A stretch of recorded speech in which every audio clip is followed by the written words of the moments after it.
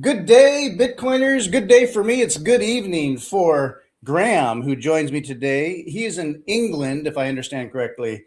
Correct. He is also known as Bitcoin Cookie on X. He's a developer for BTC Proof of Play, a pretty cool looking game that you can check out online. You can download and run the alpha.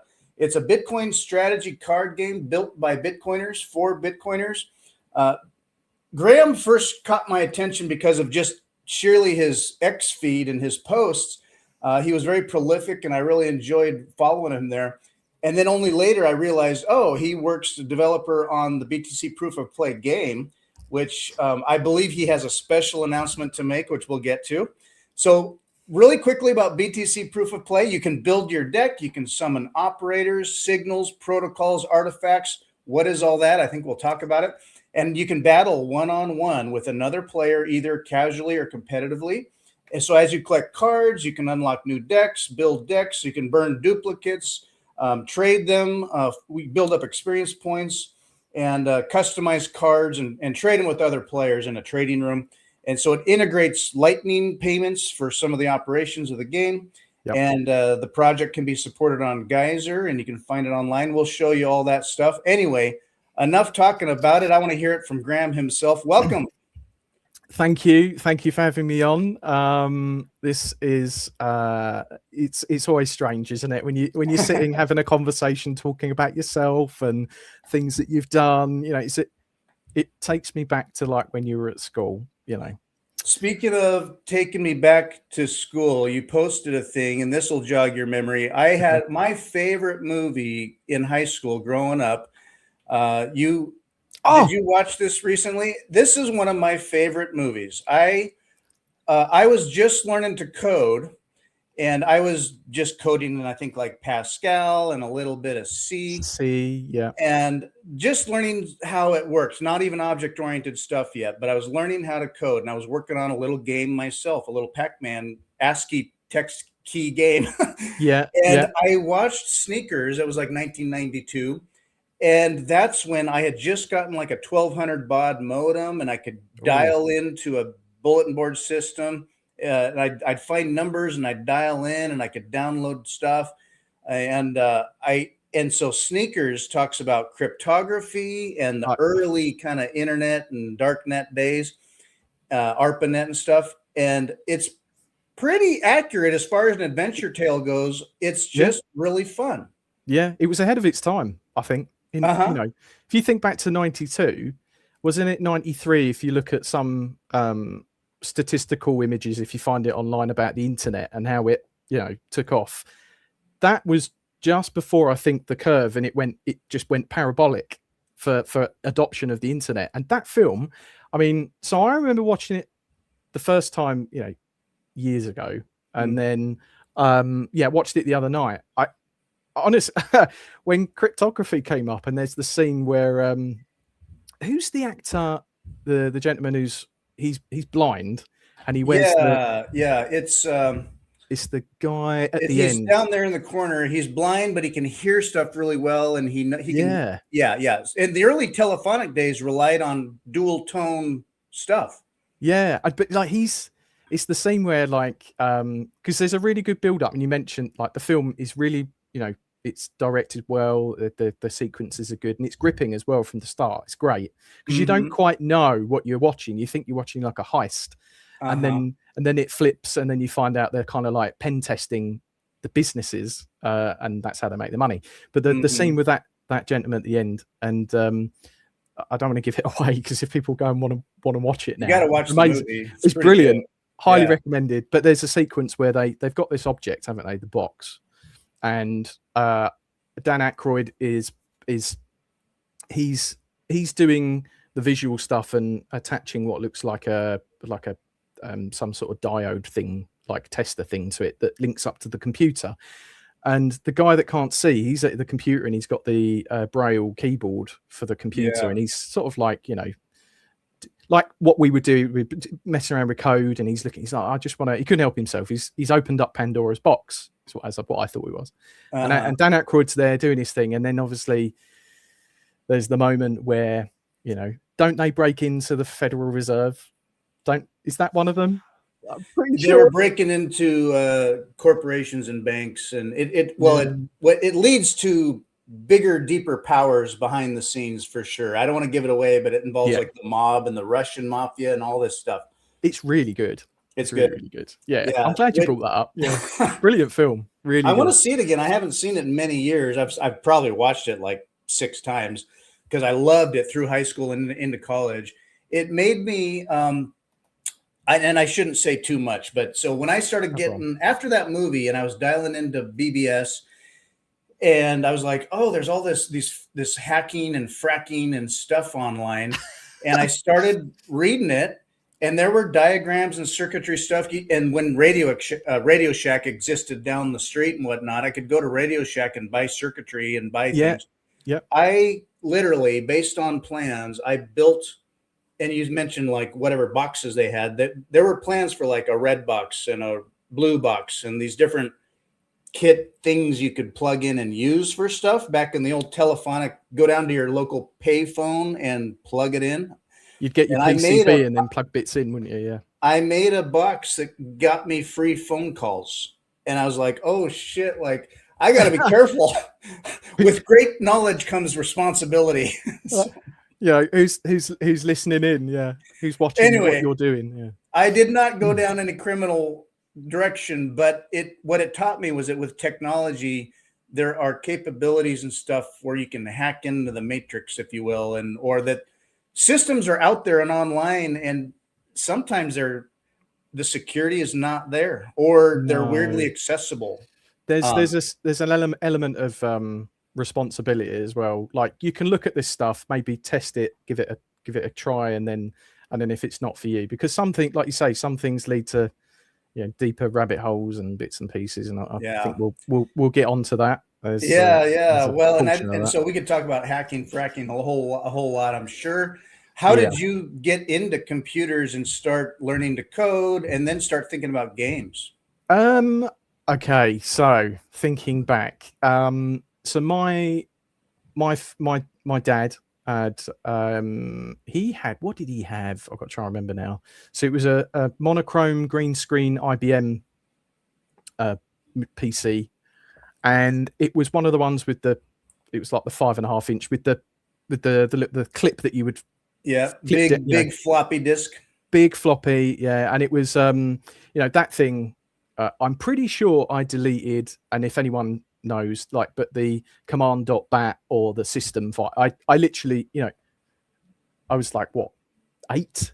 Must have been 8. Wow. Maybe 9. Yeah. Oh yeah. So, and I, being a kid, things were broken. I'd see how to fix it. And then, that was my first sort of foray into PCs. And then I had a friend that lived in the next sort of town over, and our families were quite close. So I'd maybe go there, and then he'd come over and vice versa. But he had a computer as well. And I'm pretty sure he had like an Amiga or an Amstrad or something. And I would do print, if this, then that, print, it was mediocre at the I look back, but like they were the foundations of everything. Like, I can make a loop and have it just display a whole bunch of text. And then I think of the speed of how that was before. It would take minutes or even longer, and now you can compile stuff. I won't get to it, but you can, with the IDEs we've got now and the compilers we've got, it's I showed my dad, he's still alive, bless him. I showed my dad the stuff I'm working on, and and he's like, wow. And I say to him, it can feel like magic when you're watching. And thank you for, we were speaking before we went on air, and you said and said on the opening, it's colorful, it's fun. I want people to enjoy it for it being a game, and there doesn't have to be any hidden agenda or get the game and then I'm just going to flood it with adverts. I'm going to just pump, unwanted crap into it, to make some sort of I don't know, monetary gain or whatever. I've been doing this for, since I was 8, but more professionally probably for the last 10 to 15 years, legitimately building concepts, MVPs, vanilla slices, as we call it, of top-down slices of concept things, games. You know, dare I say, myself and my colleague who I work with, he's in Florida. He's the modeler side of things. He also does programming.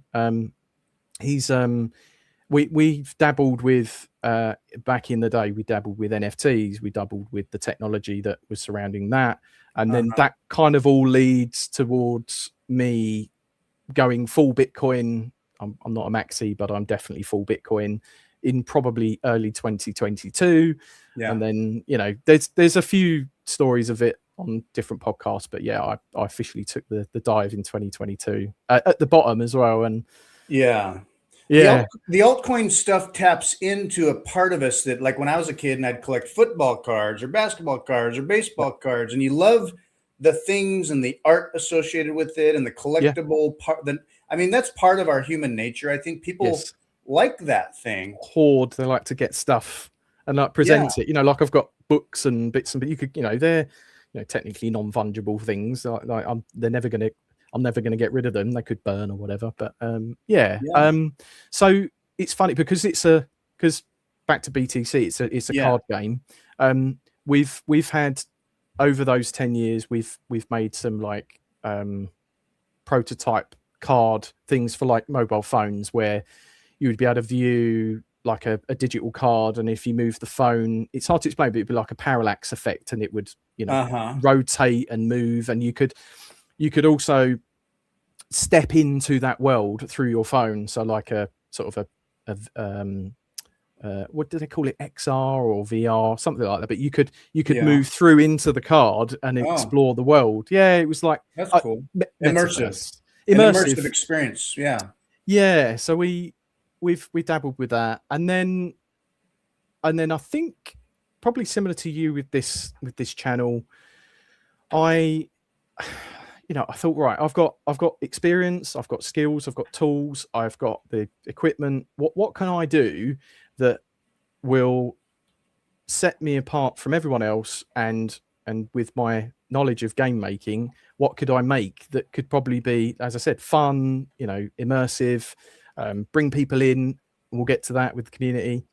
But key is, what could I do that was Bitcoin related? Because everyone wants to be a part of Bitcoin. You know what I mean? So what can I bring that is Bitcoin related? And BTC Proof of Play, which I was working on it today as well. So I was working on it this morning. It can take all the time you've got, in a good way, but when you're, and I've experienced that. I used to work in software industry, coding and stuff, and talk about some long hours, or I could just live at work. And even as I'm enjoying it, like I love it, but balancing my personal time with my passion and my work. I mean, I could just not eat and just work, but it feeds you. Especially the gaming industry is particularly kind of high energy, long hour work, because it's a skill stack. When I think about, learning computers in my day, and it's like, okay, you can learn how to like code, basically a certain, like how to code very straightforwardly, but then you add on top of that the platforms you're building it for, let alone online stuff, website stuff, the art of it, animation, and you're tying all these things together. It's many, many, many different skill areas that you're not just a developer. You're like, you got to be a designer in a lot of areas, and then compile them all together and have them connect, because you're creating an experience here and an experience there, and it's got to work on, if it's going to be on the phone, okay, there's different platforms for the phone. It's like, another area to learn. You're constantly learning. So to that point, we could go on for hours touching every single piece of that, but obviously the proof is in the pudding. That is the game. You can, as you said, you can see it plays. Fundamentally, it's a card battler. So if you've ever played like Hearthstone or Magic the Gathering, all the digital types of versions of card games, it's 1v1. You have a hand of cards, which are like 5 cards. You've got your draw deck, 5 cards, and you've got the play table, or the play zone, as I've internally called it, in the middle. you've got 6 lanes. It's lane by lane gameplay, and then you have the opponent ahead of you, and you would play your card to the table, and then you can click your card in the play zone and either attack the opponent directly or attack their card if their card is in the same lane. So it's, once you've played it a few times, it's pretty straightforward. Yeah. And while you're talking about it, I can bring from the website here, you've got there's some videos. Yeah. You present it very well. And so as you go down through the website, I try. and funny cards, great art. I'll show some of the cards here later too. Yeah, thank you. But if this will play here, sometimes while I'm streaming, the videos with the aren't bandwidth. They act janky. I don't know. Yeah. It's my bandwidth or my computer. But you've got great videos here that show you the gameplay, and I'd like to show these if I can later. But sure. Yeah, I mean, there's tons. So I've been reading a book which is 0 to 1 by Peter Thiel, the co-founder of PayPal. He's been on Joe Rogan. The guy's a billionaire. He knows, he's friends with Elon. Anyway, in his book he says basically. Oh yeah, look at that. Yeah, so I'll come back to that. So what's going on here? I'm demonstrating what is a concept called sat slaps. So a bit like you can send an emote to the opponent. So you would hold the S key down. You'd get your little wheel of emotes, and then you can select those and send those to the other player. So if you're taking your time, you can send them the hurry up. You can get a good move. There's one. Yeah, and it's all multiplayer. It's great fun, really, really good. And in some of the games we've played where we've broadcasted, it's just brilliant. Randomly, you won't expect a sat slap, but you'll be like thinking of what move you're going to make, and then you'll get like an emote. That's cool. Just all the interactive movement and the tangibility that you feel. Yes, it's in its current iteration, it's an online game, but you make it very real feeling. Thank you. Is what's cool about it. And a lot of card games are like what we call 2D textures. So you'll see, for example, Hearthstone is literally 2D textures on a flat 2D plane. So it's a 2D type of game with elements of 3D, but it's mostly 2D. Well done for getting the videos to play as well. I'm glad they're playing. Yeah. So this is relatively recent. I'll be honest. There's a newer bit with with software. You make one iteration of it, and then you iterate on top of that, and then you iterate again. So there is a newer repo of that existing on my machine. Which, for example, the send tip button to the left underneath the combat log or transaction log, that's now changed. Essentially, what that used to be is you used to be able to send a tip in game. This was where I was testing the Lightning integration. So that there looks like you meant to send Lightning or Bitcoin. What that was, it was using Lightning, but what it was doing is it was purchasing in-game currency. So there's two currencies. There's like there's a common and a premium. And for anyone listening, they're not tokens. There's none of that. There's no shit coins. There's no NFTs. There's no tokens. There's no token gated event. There's nothing. It's all Bitcoin, but inside the game, to be able to sort of have some oil to allow the game to flow, there's two currencies in there which you would purchase using Bitcoin, and then you can use those to unlock card skins, boards. There'll be loads of other things as well popping up in the shop. But that send tip button has now morphed, so that will now, you can tip the opponent in-game currency. So out of your currency, it will send to theirs. But that's kind of like a side thing. The best feature about it is when you get to the end game zone. So you finish the game, the match. As long as you both stay connected, there's a genuine send tip button that sends Bitcoin between each other. Oh, so cool. In the current build, you would place your wallet, you would type in a field, you put your receiving wallet address in there. So, joeblogs@walletofsatoshi.com. You'd save that in. And at the end of the game, as long as you hang around, now I'm still developing that UI and that interaction, but to make it so that the player knows to stay around, there might be some preset buttons to sort of say, hey, I'm going to tip you or something along those lines. But currently you can press a similar to send tip button. And as long as your wallet is plugged into the game, but not connected, your wallet address is plugged in and they've got a wallet address plugged in. When you click send tip, it will generate a QR. You would then scan it with your phone on your chosen wallet.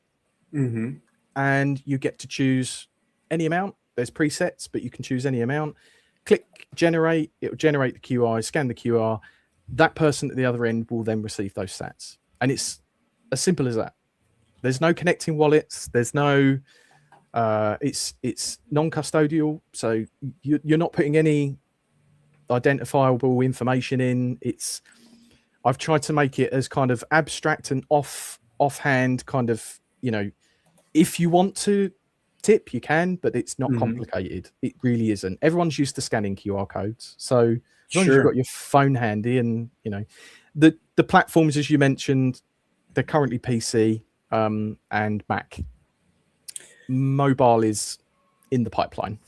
So okay, cool. Yeah, I know. It's like you don't want to get ahead of yourself and overwhelm yourself. It's like, step-by-step successes, and it takes time. So many of these games, there's the game itself, or like with the physical cards, I think of like Pokemon or Magic the Gathering. Some people get into it just because of the cards themselves, and they're like, and there's an age range. So like younger kids are kind of into the game at a certain level, and they're into the skins and the tailoring and the personality of it all. Yeah, and the then flavors. Yeah, and then you get into the gameplay itself, and you get maybe like good at the game itself or competitive. Strategy. Yep. And then it becomes bigger than all the sum of its parts. There's a culture or a community around it that builds around the game, that, like with the tips or the interactions you can do, the card trading and things like that. There's the game, but then all around the game is that interactive community relationship experience that you're sharing, which is much bigger. And you're creating an environment where that can happen. And I'm glad you picked up on that, because we're a small team. There's me and my associate in Florida. I can say his name's Matt. He works with me. That was it. The book I quoted for Peter Thiel, he said, you'll make a product, and then as soon as the product's it's at a pretty polished stage, as you could tell in these earlier builds. But you become a marketer, because you have this thing, this product, but now you need to market it. And it's sadly, if you don't market it, no one's ever going to see it. So, this book here, 0 to 1, is that what the one? I highly recommend it. I'm a few pages out from the end. But yeah, that stuck with me. He's like, someone said, there was a quote in it that says like, you build this product, and then once you've got the product, the rest of your life becomes just marketing and marketing. But that's not to say it's a negative. I think there's a skill with that, and I think you grow into it over time. But the game itself is an absolute passion project. I've been going at it for this varies, but more than likely it's well over a year and a half now. My Matt will probably say it's probably nearer 2, but I'm probably being conservative. And in that period of time, we've made lots of changes, iterations. Feedback from the community have been great. Honestly, everyone has been so supportive and absolutely amazing. I love everyone. There's some, like Sweet Biddy. You mentioned Sweet Biddy. She is the super fan, like the number one super. I'm glad. Yeah, she would love this kind of stuff, the artwork and the gameplay. She loves the games, and I love games too. I get so busy. If I didn't have like kids and like honestly a daytime fiat job and another, you got family and all these obligations and responsibilities. Yep. If I was still a kid or just had all my time to myself, I would play games because I love it. I love the games. That's what I did. Yeah. Now, did I see Proof of Play at one of the conferences, at a Bitcoin conference? Maybe it was just announced, or it was a year ago. Have you been at a conference? I feel like I saw it somewhere. It was, and I'm glad you brought that up, because My memory is terrible. When I'm like most guys, I'm like deadly focused on the one thing I'm doing. So yeah, thank you for bringing that up. We took, what was the first, because the game's evolved. Anyone that's stuck from the beginning, again, Sweet Biddy, there's OG Bring Facts. I still don't know his real name, but Ahmad. What's his real name? Ahmad. Really? Wow, Yeah. okay. That's really interesting name. Amed, Ahmad. He's Palestinian. No, he did mention, he brought that up actually. Or part Palestinian, but anyway, he identifies with being Palestinian. Okay, yeah. So he and Sweet Biddy, they've been on it. I've got to say, they've like been my pillars of support because they're always, there's nothing's ever a problem. They're just like, yeah, let's jump on. We've had some games. I've been at the other end of the computer, and yeah, he played the game. Yeah. I tell you, if anyone ever gets into a game with him, he's a master strategist. He will absolutely annihilate you, but he's humble about it. So yeah. But what I was saying, yeah, we went to the Bury St Edmunds Bitcoin conference, which was run and organised by an amazing team of people. Gary up in Bury St Edmunds, along with some of the other people. I don't know many names, but I turned up as just a an attendee. I wasn't on the stage or anything like that. I think they had some pretty big names up there. It was an amazing day, and then I got to meet. There was Daniel Prince. He's like the host with the most. I've met him a couple of times now. I met him just before Christmas. We went for a bite to eat, and I met Bitman Freud as well. He's another entity out on X. A lot of people follow him. He's a lovely guy in person. Really, really nice. So there was loads of people there. The stage had some iconic Bitcoin characters, shall I say, and the information, like any of these events, is just, it flows over you. Some of it's complicated, but yeah, they're brilliant speakers, very good at what they do, and you feel at home when you're at these events.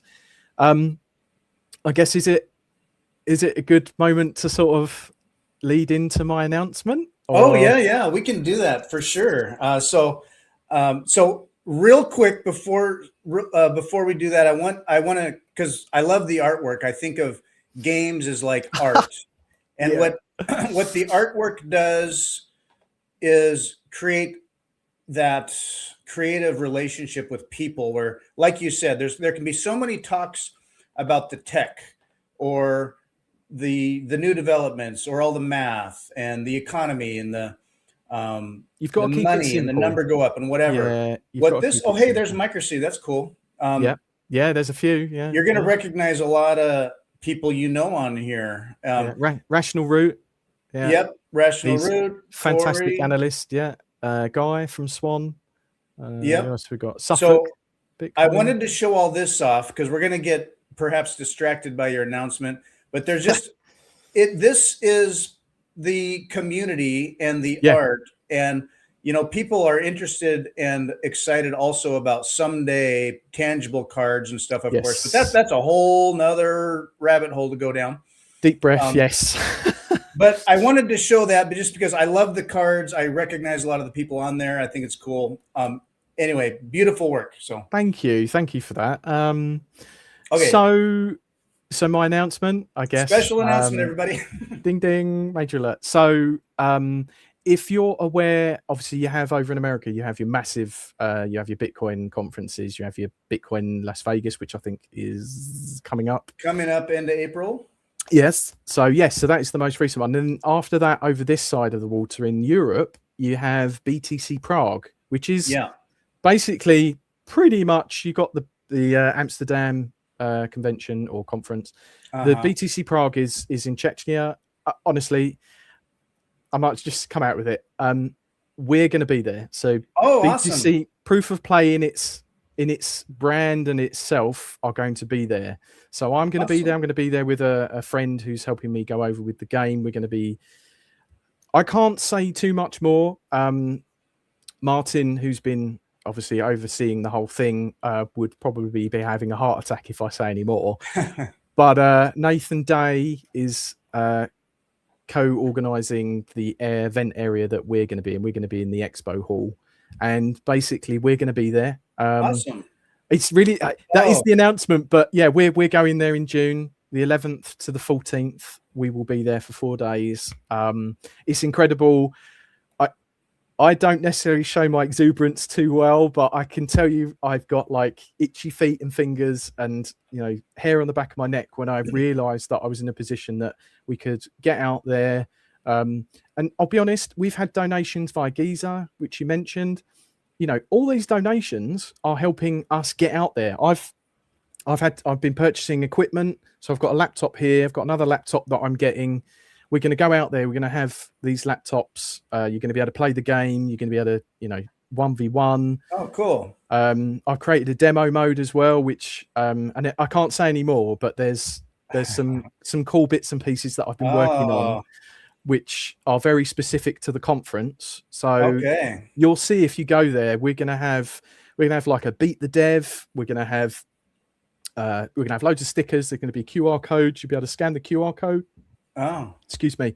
You'll be able to scan the QR code. You'll be able to essentially that will be like your proof of visit. So if you were there and you played the game and you saw us and you came over and said hi, grabbed the sticker, you'll get I can't say, but you'll get something that you're gonna get something special. materialize into potentially the game when it launches. So because we're, as you said, we're still in alpha. This is the second alpha. This is the open alpha, and we have not quite got a schedule for the launch just yet. As you said, we want to make sure it's right. We get all the feedback from the players, from the community who have been amazing, and if we get feedback and we run it through myself and Matt, and we're sort of like, oh, you know, does that gel? Does that feel like it fits? And if it does, we'll act on it almost immediately, because we're at a point where we're over the hump. We've built the bulk of it. Mm-hmm. There's a fair bit of infrastructure. Sorry, you know, the old keywords. Yeah, the vernacular, developer vernacular.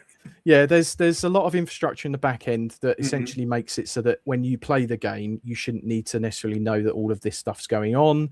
But basically, the game has just been amazing to make, and I'm so chuffed. If you could be any more British about it, I'm so chuffed that everyone, you know, has been really receptive. Yeah. We've had loads of support. We've equally been. So I've made a big thing of you need to support people in the ecosystem. And I think you've probably heard, like many others have, you know, this is going to sound a bit kind of pushy, but you need to use your Bitcoin. You need to spend your Bitcoin. You know, there's so many places out there. There's so many merchants that accept Bitcoin. And if you don't use Bitcoin, it's like, what's the point? So, you know, use Bitcoin. Make it an economy, grow that economy. It helps move Bitcoin from like large wallets to smaller wallets. It helps those smaller wallets circulate.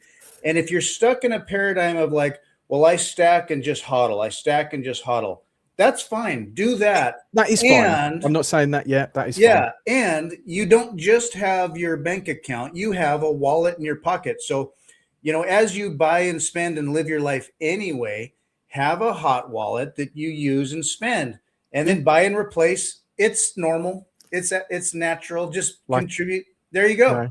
Like a normal You've got wallet. A wallet in your pocket, right? So use your Bitcoin hot wallet to buy stuff wherever and everywhere you can, even as you stay humble and stack. You know, we all get it. So spend and replace. Neatly. So go to Prague. So I'm going to be at Prague myself. I'll see you there. I'll look for you there. I'll be there. Brilliant. I'm going to be there. I'm going to check it out. I've not been to Prague before. My buddy has been a couple of times, and it's just like, dude, you gotta go. So I'm gonna, and he'll be there as well. We'll be there with MicroSeed here, and we'll see you there. It's exciting when you have a product or your baby that you've grown to a point where it's ready to start showing off to the neighbors and walking all by itself. Yeah, I just got the tingles as you said it. So you're putting it out there. I'm trying. It's exciting. It really is on a positive, but it's equal amounts scary Yeah. because I'm a programmer, I'm a developer, I'm a designer. I build these things to make so that they, this thing goes here, that then works, and it's like cogs. And as you know from some programming background and experience, it's that feel of when you see it come together and it works, and this thing in equals that thing out. It's they're like the wins. It actually does work. yeah. Basically, like if you were a mechanic and you rebuild an engine, or you're building on your Camaro and you're building your car from scratch, and then you take it out on the road, you put your foot down, and you've got the wind in your hair, and it's that exuberant. It works. And so yeah, and I'm at that stage where I never thought I'd get this far. I never thought I'd be on a podcast discussing it with you, which is amazing. I genuinely never. It is fun, and I never thought I'd be at BTC Park. And if this goes to show, you can just build things. Yeah. And if you're building in the right environment with the right people, with the right support, you can go as far as you want, or as not far as you take it as far as you want. It's just been an amazing journey. It's exciting. It is exciting. BringFact says he's in the middle of something, but he's going to watch the replay. You fucking rock, Cookie. Thanks, man. I would say the same back, but I'm going to choose the words. I have had experiences and watched the shows where there's, even for like a big company where you've got something in kind of a alpha going on beta dog food mode, and you've seen it work, and you've worked through bugs, and you have a sense of where and when and how it's weak in areas, but like, no, this works. Yeah, this works. And so then you get ready for a presentation on stage, and you go up there, or you have a booth and you're going to like let people interact with it, and you test it out. Yep, it's working. Okay. Yeah, we're right good up to that moment. Yeah. And now you're live. And I've seen it at like video gaming conventions, or like, even like Apple or Microsoft are there. Like, okay, so we're just going to do this and that. And they click it, and it's like, but didn't Mark? Let me try this again. Mark Zuckerberg, he had it, didn't he? I'm sure. What was he? He was showcasing something to do with Meta, and it just didn't work. Yeah, but like something. They're quite accustomed to it, aren't they? Latest cool thing with VR or whatever. And it's like all you have to do is do this thing, and then it's janky or it locks up, and you're like, this literally worked 10 minutes ago. Yeah, and you're like, anyway. Why? Yeah. Anyway, but yeah, no, it'll be fun to. It's like an experience proving it out for yourself to put it out there. You're not as much in your own sandbox. It's now to the public, and and you've got to take the rough with the smooth, and once you build it with your lens on, should we say, and then other people come along and they'll and that's the whole part. That's the whole building, designing, and putting it out there. Like you say, you're opening yourself up, doing things like this. I'm putting the game out there publicly, and the key thing to me, I'm building it with the community. I'm building it publicly. I want to bring people in. There's not necessarily any monetary gain out of it. I know I've said that, but if it takes off, and I'm prepared to support it for as long as it takes. I don't see like there's no kind of end goal. I'm just going to keep going with it, evolving it. I'm going to be adding things to it. There might be things that need to come away that maybe don't work. I would rather have people pick it apart and tell me what they like and don't like, and then I can provide something that's, it is built by Bitcoiners for Bitcoiners, but I don't want to just ring fence it. Anyone can play it. There's no barrier to entry. It's free to download. You can play it as much as you want. Funny enough, what was the name? Adami, was it? Aman. I've just called him a bean. I've just called him a bean. Adami. Terrible. Adami? Yeah, I'm so sorry. Oh, you're not talking about BringFact. I am. Yeah. He played Aman. It for Aman. Oh, there we go. It will sink in. I'm terrible with names. I'll just get it out there. I can remember your name. He played it for 5 hours straight. I'm pretty sure. And then I went back to Matt and I said, I was like, we've had someone play it for 5 hours. I was like, 5 hours. The retention for a game is not, we're all creatures of habit. Pop around all the time. Yeah, you know, you bounce from one thing to another. Oh, you know, oh, shiny thing. But I was like, I must be onto something. I know it's only one person, but I will grab that and run with that. Yeah, everyone's just been great.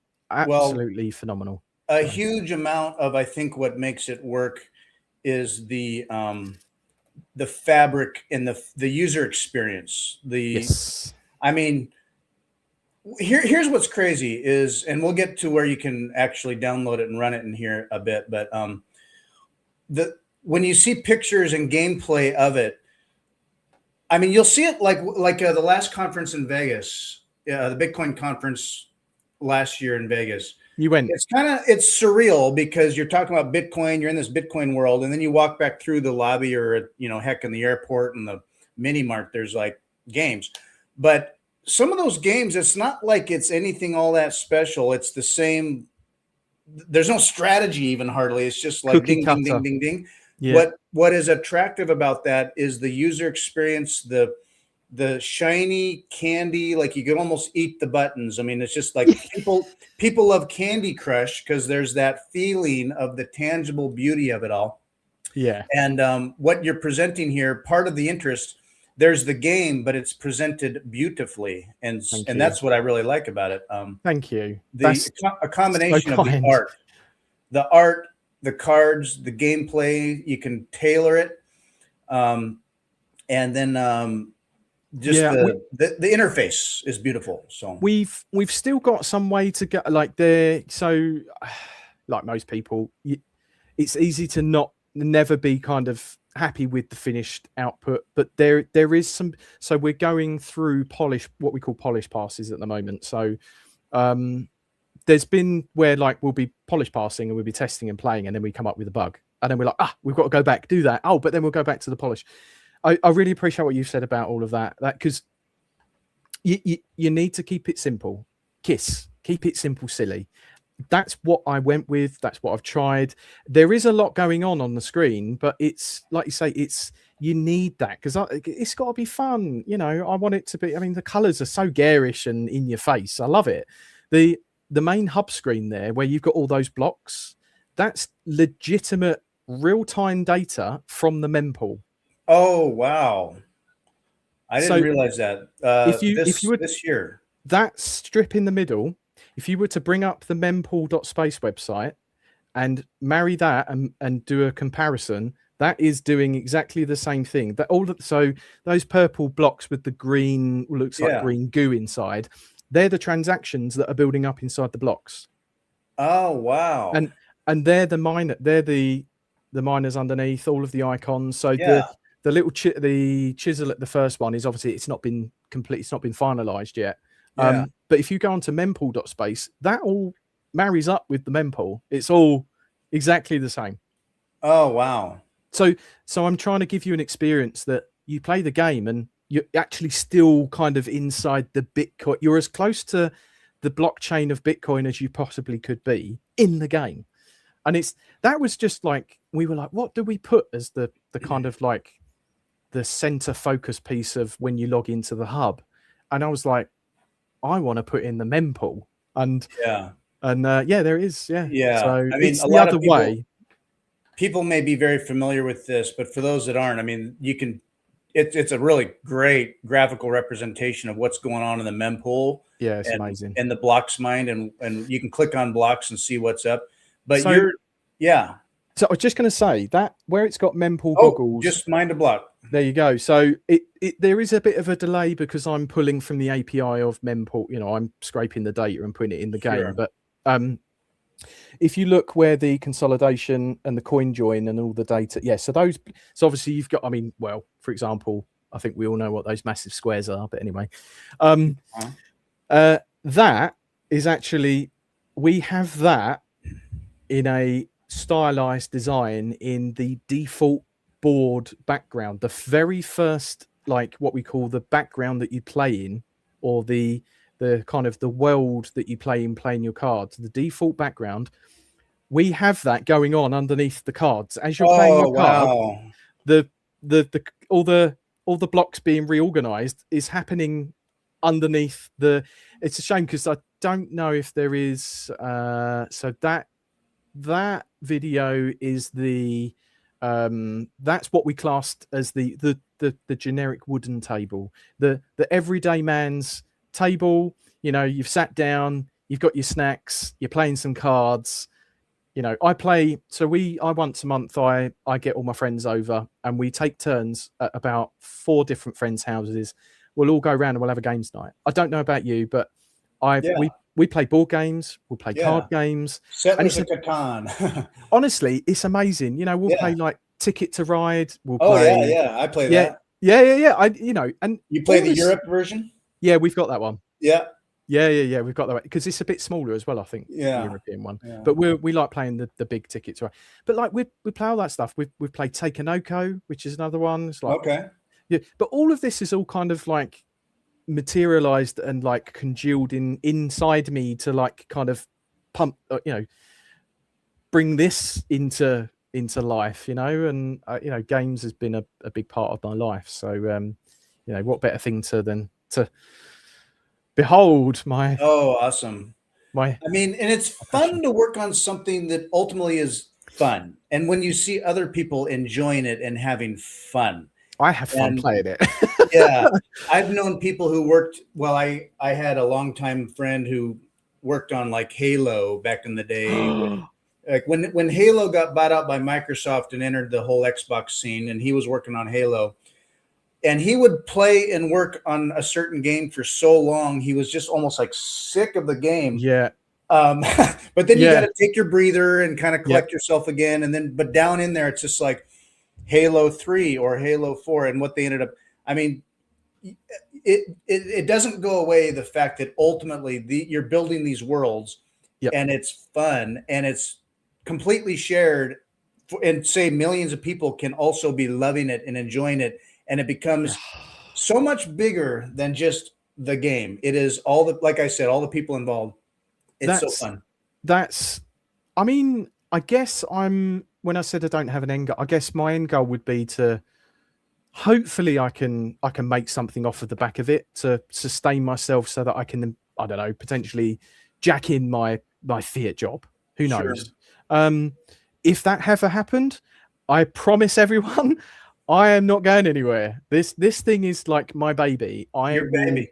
Yeah, I will, the game is all like, so, I think about it every day. I wake up every day thinking about it. I go to work thinking about it. I'm at work trying to concentrate in a meeting, and then me being the slight autist that I am, an idea pops in, and then I'm like, I've got to note that down. I've got, and then I'm in a meeting talking about other stuff, and I've got to be composed, but I'm like, oh my God, and I'm itching, and I'm like, I've got to get back. Yeah. I want to go. I want to get off work so I can go to work. Yeah. Well, the wife, if you ever spoke to my wife, she'd be like, she's really supportive. I get home, I spin this up, and I crack on with it because I believe in it. I have so much passion for it. And I think that, as you said, I think it shows in the website. It shows obviously in the game, my posts. I like to think I've got a bit of sarcasm / sense of humor, fun. Fun. I will take criticism. I like to give criticism. I think I'm an all-rounder, but there is an element of, I think I'm definitely a tad naive. This will lead into, and I'll probably want to keep this as short as possible because it's the only thing that has probably been sad for me. And I know this is, I don't want to bring it down too much, but I alluded to, I was hacked towards the end of last year. Oh, yeah. And it was a very similar setup to this arrangement, except this is legit and I'm enjoying this. This is great. I thought I was going on to do this, talk about the game, talk about me, talk about Bitcoin, the ecosystem, people, the community. I got lulled into what was a false interview, podcast, sit down chat. And I naively clicked the link, and that's when it all went wrong. And for the 6 years or so that I'd been saving cash and then buying in early 2022, I'll put it this way, that's all gone. Ooh, yeah. So that's 5 or 6 years. And I mean, we'd moved countless times as well. So just before COVID, we like sold a house, then moved, and then sold a house, and then moved. And we were never happy. You know, we hadn't found our forever home. We have now. Mm-hmm. And every time we managed to eke out a bit of profit or some money, we'd save it and then we'd put it away. And then we made the thing of let's buy some Bitcoin. And we made that massive purchase in early 2022. And it was elation. It was the best thing we'd ever done. And I was like, right, I'm putting this away for my daughter. This is going to be for her in the future. Mm-hmm. Like you said, stack hodl. You know, I wasn't going to do anything with it. I didn't have any plans with it. And I naively clicked a link and wow. Yeah. And they got access into your computer or something? So never store your seed phrases or passwords in anything online.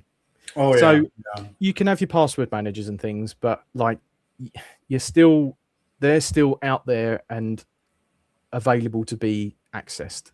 You could trip up. You could accidentally have your camera on, streaming, and you show a password, or you accidentally share your screen. It's been known. It's happened to plenty of people. But with me, it was I clicked a link and I logged into what was a similar setup to this, and like I say, so I'll keep it short. And he basically had complete sandbox control of the entire site, and basically accessed my Google account, which I'd connected, found the folder which was named family, and inside that family folder, which poignant is was everything. It was all the passwords, seed phrases, all the stuff, even connected to the shitcoinery wallets that I had prior, which were like they were just sitting there doing nothing. I had secured a keystone for my Bitcoin, but I had not gone back and erased the breadcrumbs and deleted that file. I didn't need the folder. Yeah, I had it on metal, like MicroSeed. I stamped it, and that's it basically. It gets me hot thinking about it. It's painful. I mean, it's trauma, and it can hang off you, or you just feel like shit, or whatever. I mean, so I wake my finger, but I made a point of not sitting on it and just letting it eat me alive. Sure. It was only money. I mean, it was the best money that I'd been saving for years. So I'm going to try and several people reached out. One person in particular, Rick. He had a similar experience with his dad. Yeah, he did. And I mean, it was all going on all at once, and it was like a day or two later, and then I got home from work, and that's when it hit me. I opened up the ledger, and it wasn't actually Ledger's fault. I was targeted, so I can't even say it was my fault. I was targeted. So, at the beginning I was like, oh my God, I'm so stupid. It was my fault. But recollection and looking back on it, no, I was targeted. So, and they're out there. They will target scammers, everyone. Man. I hate I hate the criminal thinking and the scammer aspect about it all. It's so pervasive. When I send out invites, like, some great people that like, I'll send them. I'm like, I almost want to like explain it or over explain it. And then I'm like, oh, I sound like a scammer, but I'm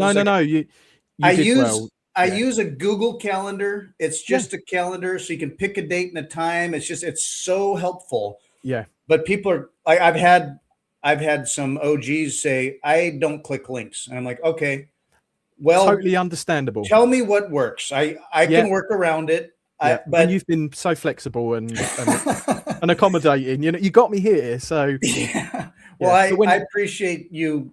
Not you too. Not being so traumatized. You're not gonna. So that's the thing. Overcoming all of that, you've reinvested. You're pushing forward. You're looking at the future. You're creating beauty. And I can kind of now tying it back to a parallel story with the one of the original card games, the Magic the Gathering. So the guy, and I can't remember his name, but the guy who came up didn't come up with the idea, but was searching for something in that space that was kind of accessible and easy and might involve cards. Yep. And he was like a data analyst at Boeing, I think. I saw this documentary about the story of Magic the Gathering, igniting the spark. This was actually a pretty interesting documentary about, he was doing Dungeons and Dragons type of stuff. And he had this idea. He connected with the right guy who could do the math and the game strategy and came up with the gameplay. This was, I found this very interesting. And the parallel being that he'd be at work at Boeing doing his computer data stuff. Boeing stuff. And then in the background, in the back of his mind, all the time was Dungeons and Dragons and gameplay and game theory and artwork and this new game. And he'd do his job. He'd get home and he'd put in another full-time job working out games. And it's not just me then. That's what you're doing. I'm going to go and watch that. It's a good documentary. You know what I like too is, they really tapped into, because it was the first of its kind and they could have taken it in a lot of directions. And they had to figure out like sort of things about like first of their kind, really. I suppose they set the path, didn't they? I think so. Yeah, I think so. I mean, there were other like card games, but this was the first kind of open world wizard against wizard, like introducing new cards. Every deck could be different. The game strategy aspect to it was totally novel. And but so he tapped into something there. And you've seen where that goes. And they had to figure out, in this issue, we kind of printed as many as would sell, and it's not as valuable. They focused on the art. They rewarded artists for their artwork and giving them rights on the art. And anyway, it was really cool. So that leads. So so I've got like a planning system, Trello. So we've got cards and we've got ideas and, brainstorming, and Matt is amazing for that. The guy, he's so intelligent. He straight away, it's like, if I come up with an idea, he's like, let's storyboard this out. So we'll go straight onto like TLDR and he'll start drawing it out. And it's amazing. The visualization of things is key. So we do that and it's it works. And we'll juggle up and juggle down things that we think might work or might not work. That's an internal thing. You'll hit like we're juggling it up and we're juggling it down. It's just our thing. Gotcha. Anyway, but with that, we've already done a small thing where we did like a competition, and yet the card gets to come in. The Bitcoin Army, they've been amazing as well. I've got to give them they've been so supportive. Michelle, Rob, everyone, amazing. They actually had me up on stage and I was talking about my hack when it happened. I was crying and everything. It was terrible. Oh, cool. I also sounded awful. But anyway, it was cathartic, I guess. Nice. But yeah, they've allowed me to, include the Bitcoin Army as a card. I think the winner was Bitcoin Bazooka. Was it Bitcoin Bazooka? The guy there. He's a lovely character. There's Bitcoin Cousin with the Chew Fuggum. Yeah. And so I've got them in with that big sheet of all the cards. I'll reach out in DMs. I like to try and be as cautious and as polite as possible, because look, I get it. Not everyone's looking at their DMs. I could be anyone. Like you say, you kind of have to approach you with quite a lot of respect. You're asking these people to kind of just essentially consent to the name and an image being used as a card in the game. It grew from, I think it was like 40 cards, which I'd already been doing some research and managing to get in touch with people. It grew from 40 cards. We're at about 160 cards now. It probably still doesn't sound like a lot, but that is, I mean, every card's got its stats, it's got its flavor, it's got its artwork. There's method and meaning behind it. There's the culture. There's so many things to do with the game. Like you said, you can trade cards, you can stick different skins on it.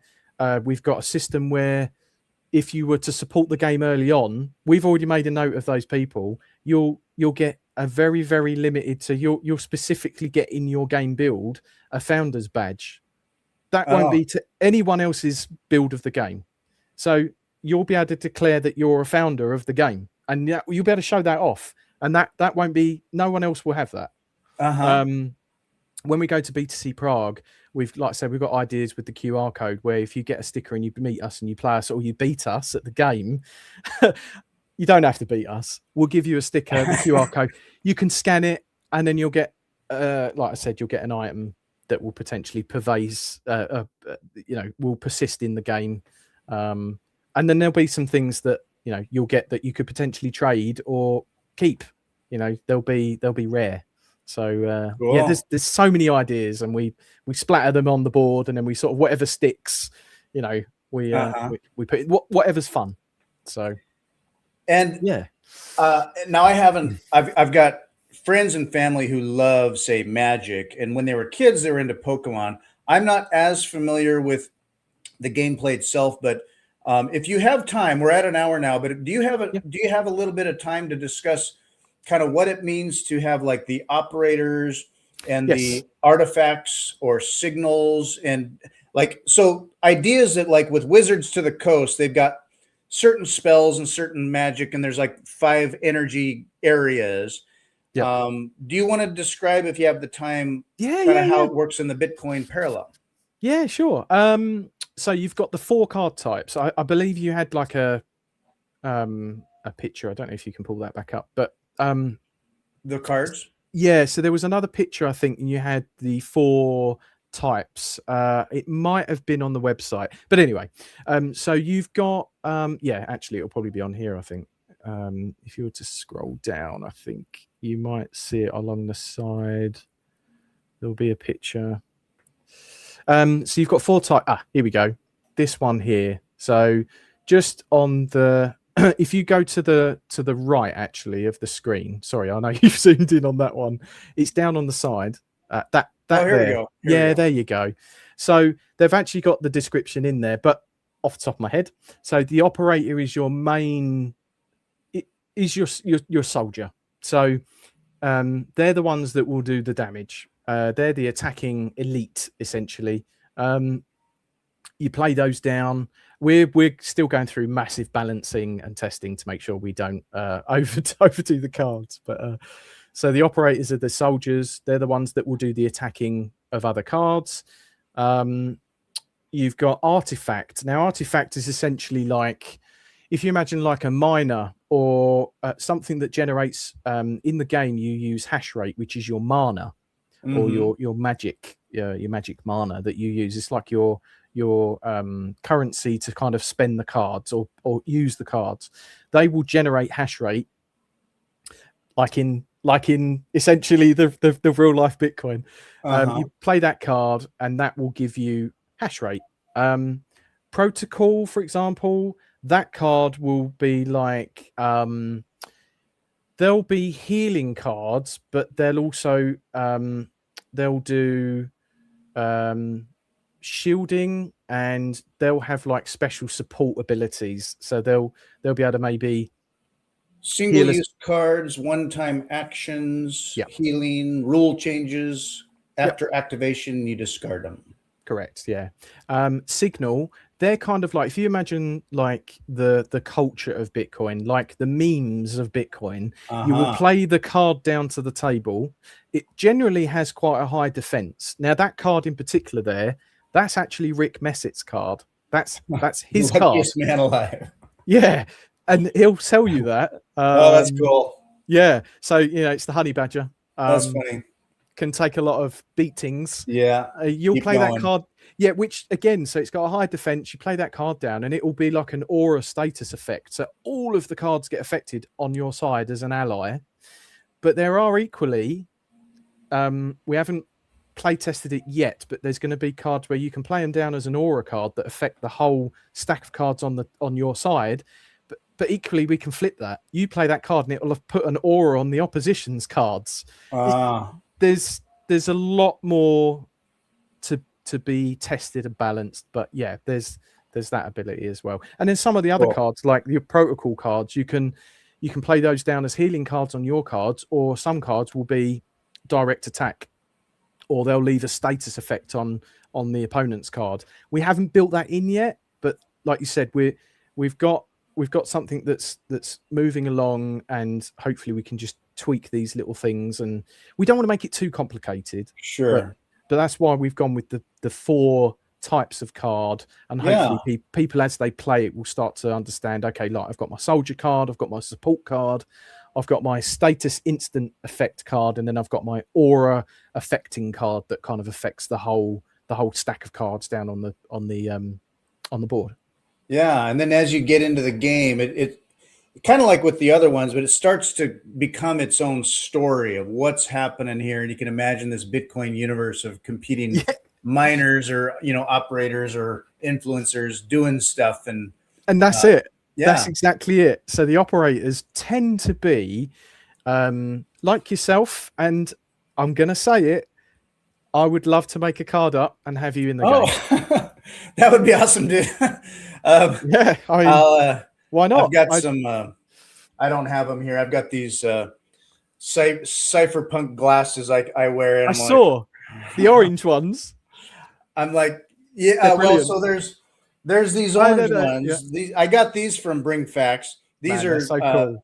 They really suit you as well. Yeah, they really suit you. I've got these kind of goth cypherpunk glacier glasses that look like the crazy cypherpunk thing. But anyway, yeah. Well, that'd be fun. That'd be cool. And there's so many, as you create art and whatnot, and the community grows, and like people percolate up and percolate around. Yeah. There are just like through the podcast and online, the Bitcoin Army, there are so many interesting and diverse personalities doing like real niche stuff, or kind of butterfly floating everywhere, or like doing something really big. Of course, you have your big influencers, but there are plebs everywhere.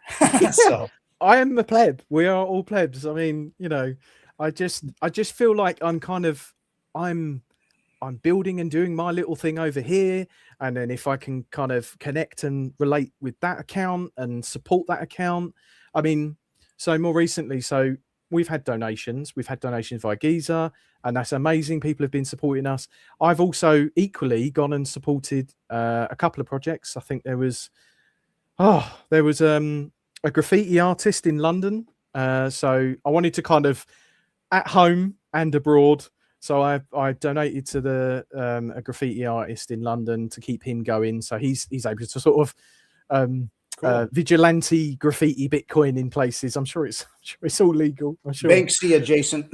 Yeah. Everybody thinks of like Banksy, but he came from a whole collective of graffiti artists that were doing all kinds of stuff. And there's other well-known ones. I don't know them, but yeah. And so like I saw that and I thought, oh, do you know what? I'm gonna,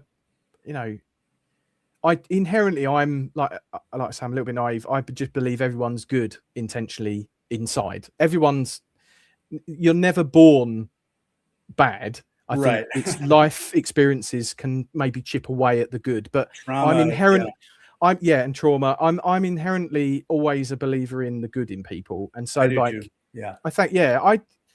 I wouldn't say I'm religious, and I don't want to digress, but all I'm saying is I'm always very positive. I always have a positive outlook on life, or I'm always wanting to help people. So I donated to these 2 causes. So there was the graffiti art. I can't remember his bloody name, but there was the graffiti art. And then the other one was We Satoshis. So if he sees this or they see this, this is me.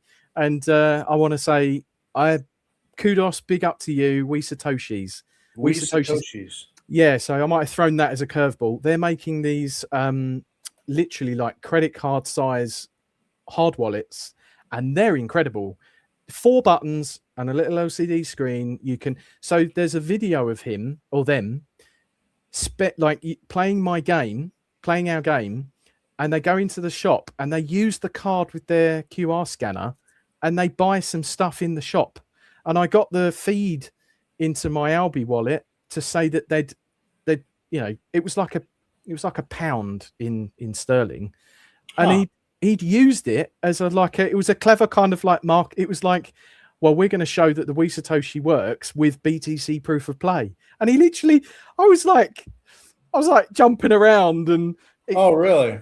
Yeah, it's on my X, I think. It's on the BTC Proof of Play. And if you were to find Wee Satoshi, I think he's got a little video. But yeah, he literally was like, well, here's BTC Proof of Play's game, and here's us proving that it works with Lightning, and that they then received the item that they purchased in game. And yeah, it was just, you can't ask for that. You just can't write it. But he's got a very successful crowdfunding for that with Geezer, and I've got a massive shout out to Geezer as well.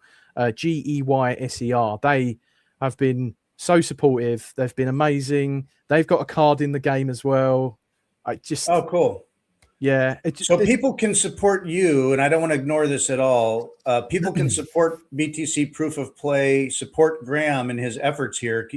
Generous guy, good-hearted, big-hearted person here, working on something really important and awesome that he's sharing generously and getting out there. Geyser.fund.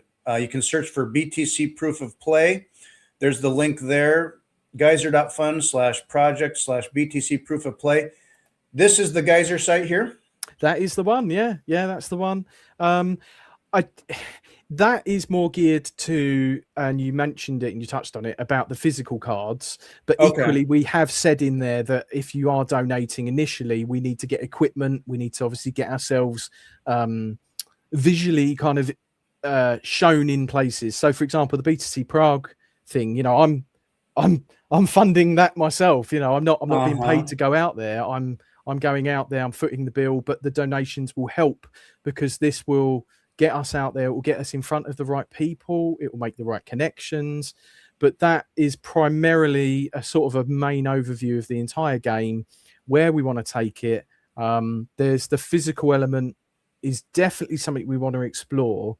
I'm in a position where, as you said, I need to kind of focus on one thing at a time, but the physical entity of cards is definitely, we would be absolutely stupid if we never tackled getting the physical card game out there. It would just be a missed opportunity. So yeah, some of the things that you can purchase in there to sort of support us are, we've had some really gracious donations. I had a massive donation really early on. But yeah, basically you would be supporting the development of the game and the development of the physical cards at some point when they come into, when they're birthed. But the game, as you've said, everyone can see the game. It's a legitimate thing. It's genuinely available to play. You can download it for free. We are going out to events where,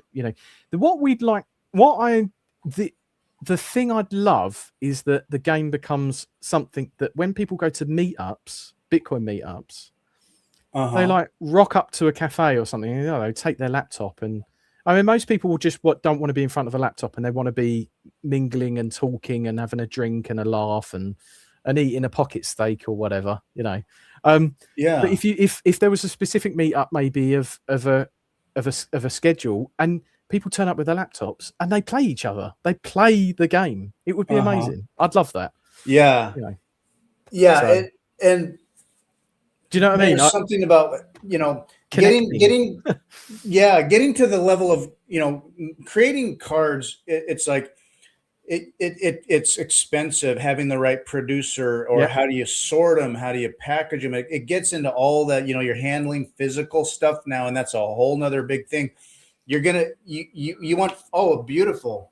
So this was, I'll get it out. This is, sorry, you were saying, I mean, people are going to want that. It's such a huge opportunity. That's awesome. So this was the previous evolution of the game. So it used to be, the game originally started off as BTCG. So it's a bit of a mouthful.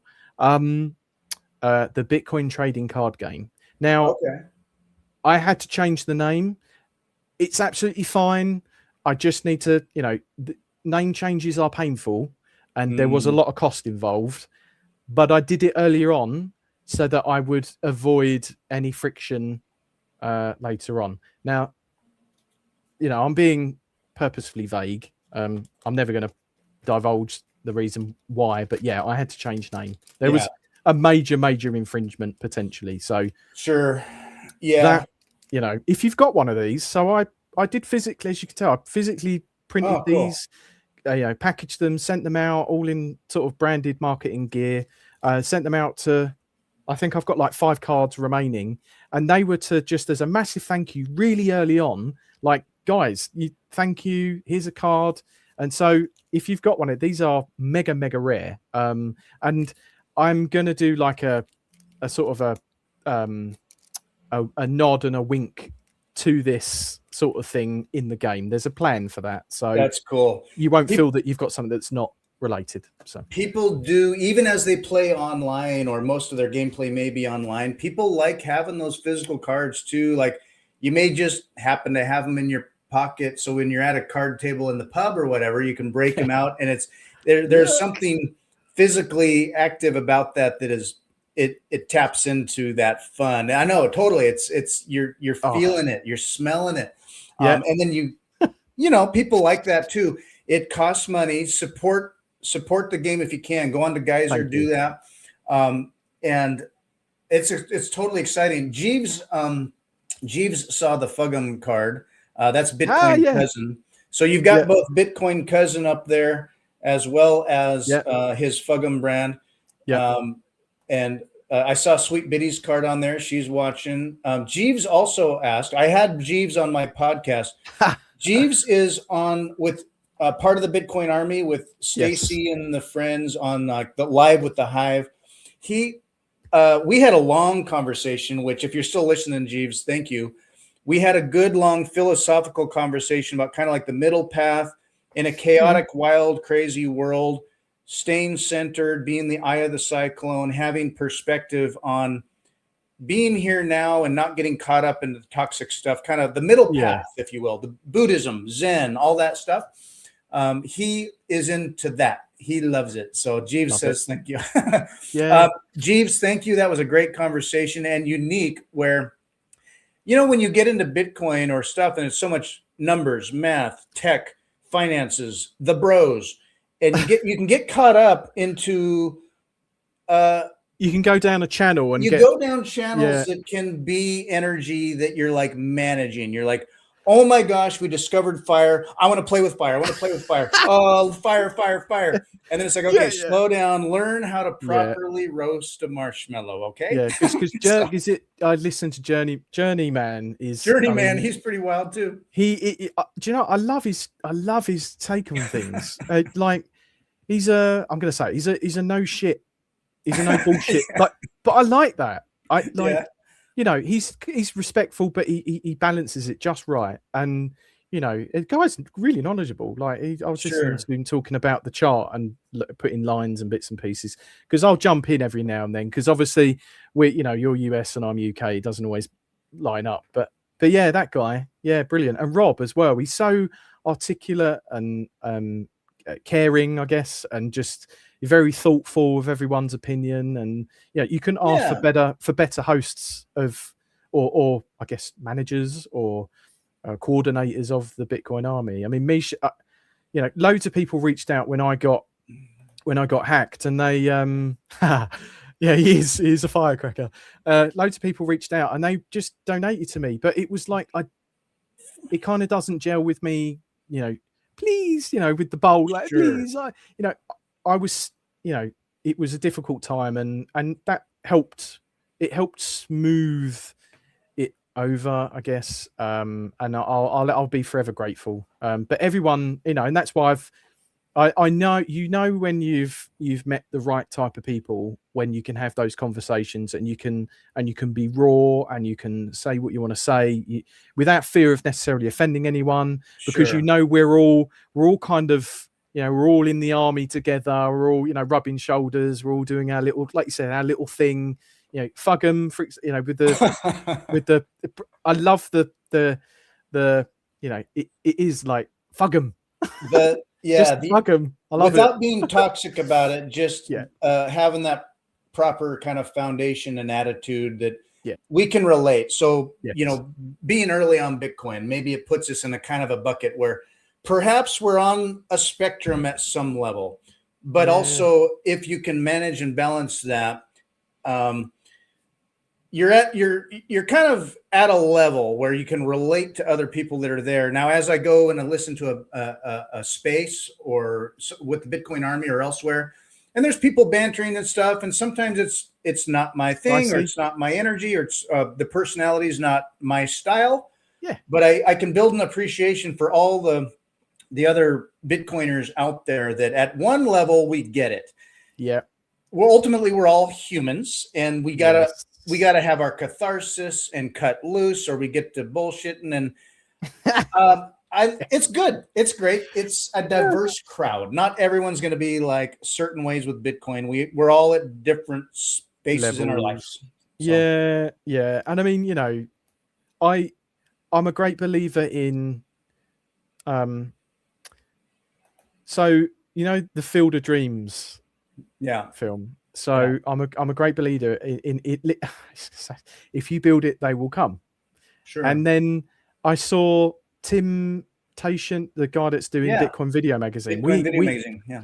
We had an impromptu chat just over on X, and he was at home, and we were having a chat. Hey, Bitcoin Bazooka's here. Bazooka, hey man, how you doing? He got a card as well, so yeah. Where's Bitcoin Bazooka? Maybe I'll find him here. Anyway, not to interrupt you. Go ahead. Yeah. So anyway, I was chatting with Tim, and that guy, he's full of energy, and I mean, I wish him luck with the Bitcoin Video Magazine, because it's something so kind of, we don't actually have that. So you got the Bitcoin Magazine, and then you've got now Tim with Bitcoin Video Magazine, and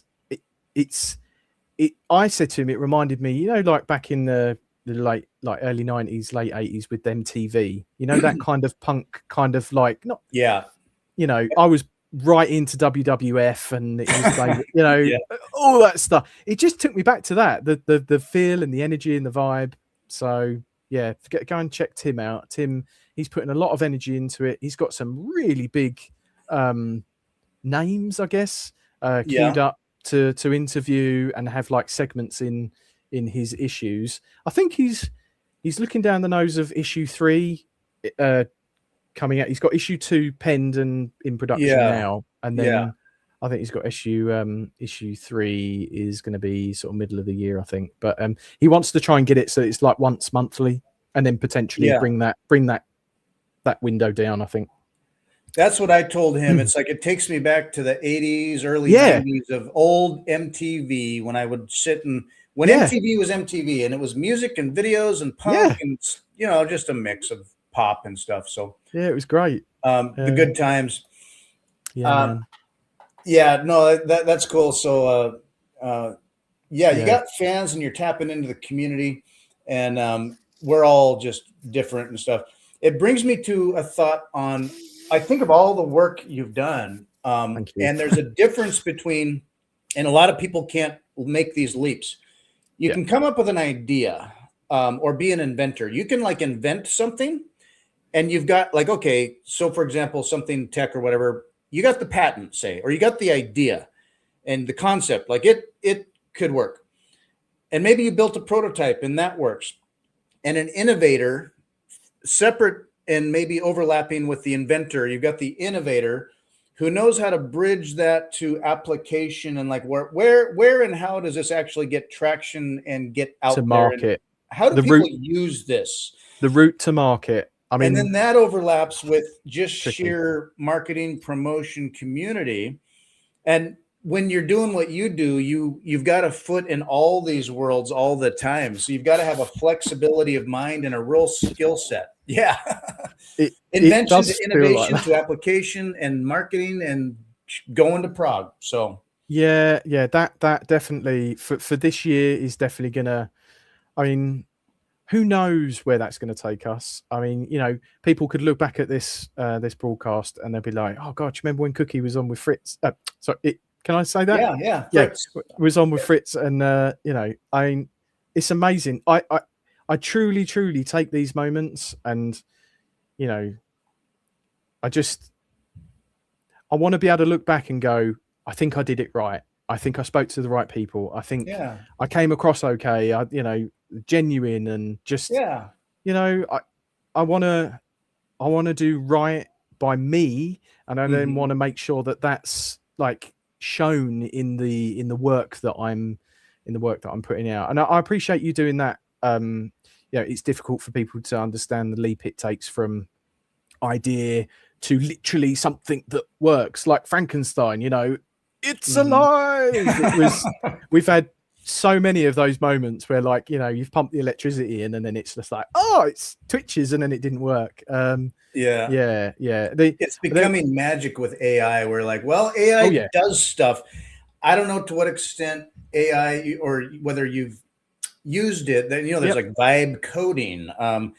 It can be, it can, you have to like manage it, where it could be like a crutch or take over, but also you could know what you're going for and use it as a very great tool. I don't know if you vibe code or use it for art, but it can do stuff for you that it expands your ability so much.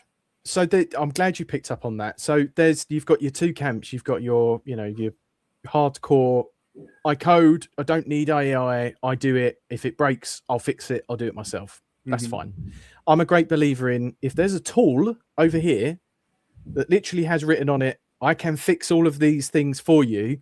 However, I'm not the answer, but I can help you, fix some of these things. So I'll run blocks of code in. It will say, this isn't quite neat. Maybe have you thought about doing this? Have you maybe sort of inheriting? Anyway, I won't get into it. But have you thought of, doing this particular block here? Have you? And then you race conditions, all this sort of stuff. And I will put code in just to check it, and then when I pull it out, I'll then put it in, test it. But fundamentally, I've been doing this for 10 years longer. You need to be able to know what the code is doing when you look at it, and not just rely on AI, because that's where people have got the horror stories. They're chucking code in, or they're writing a prompt and saying, I want it to do this, and then it's giving them this code, but they're not even going through it. They just copy, paste, stick it in, and go, why isn't it working? Well, that is the disconnect of, if you knew how to code before, but then you've come to use this lovely tool, the tool will just help you clean it up and kind of get to a place where you can output, you can iterate quicker, but you still need to know what the code's doing. So, I've got a portrait monitor here. So obviously most people have landscape. I've got a portrait monitor. I use that for all my code. The code goes in there, and then I will scan through. I will go through every single line. I'll put breakpoints in, test the code, etc., etc. You have to. It's debug. You need to put debug logs in everywhere. You can't just rely on it incessantly. You do have to have that background knowledge. Sure. But like I say, if the tool is there, I think you'd be naive not to use it, or not silly, but it's there. Use it. It's not. No one's being hurt. It's just use it. I guess use it as much as you can and want, but you're always like engaged with the process and the ultimate outcome. And it will introduce problems. And unless you know what you're looking for, or you know what the problem is, or how to mitigate that, that's where people are falling foul of it, because it's just experience. They just don't have the experience of programming and how to put together, obviously what I've built, for example. I mean, my game's fun. It's great. As a user, you're just experiencing it from the gaming side. Under the hood, all the other bits that are going on in the background. I mean, there's thousands of lines of code in some of the scripts. You can't put thousands of lines of code in AI and expect it to put. It keels over. Elon said it. You can't put that type. So you have to know how to program. Gotcha. Yeah. So like section by section, function area by function area. You can bounce it off it, clean areas up, fix them up, but then ultimately you're tying it all together. But it won't, and again, I won't, but it won't be able to know. You could stick a ton of code in there, but it won't know from like previous. It's not able to retain sort of the logic way back up at the beginning to way down at the bottom. And then if you do block by block, it then can't. It will forget what it's done before. So you cannot get around that. Not yet.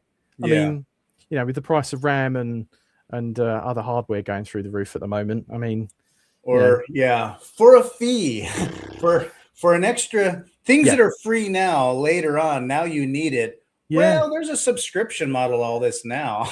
So, and that feeds me to, if people haven't realized by now, that you've got your people that say AI, like I've just said, cannot remember and stuff. Well, there's a fix for that. As you said, the free tier, people complain it pumps out incorrect information. Yes, because it's free. You're getting the crappy end of it. If you pay money, you'll get the better memory end of it. And then if you pay more, you'll get, so, if you pay the corporate package, your code's going to be amazing. And it's more than likely going to work out the box, because you hear stories of people going, I prompted, build me this app, and then put the agents in, Clawbot and Moldbot and all these different things. And they leave it for 4 hours, come back, and it's built the app, it's created accounts, it's seeded fund, it's put Bitcoin in, it's exchanged. Yeah, that's all mega people with lots of money have paid for those full-on high-end packages of AI, and they've got the ability to do that. I don't have loads of, I don't have a bottomless pit of money, so you have to know how to code. You have to know how to code. At my level, you have to know how to do it. So anyway. Bazooka says maybe this is an AI called Kimmy K2. Can think longer, back to the beginning. Yeah. I've not heard of that one. There you go. So, I mean, if that's on like, I guess like a cheaper end, and that's the other thing as well. As the AI gets better and better, the stuff that used to be, I mean, you look at Will Smith eating spaghetti.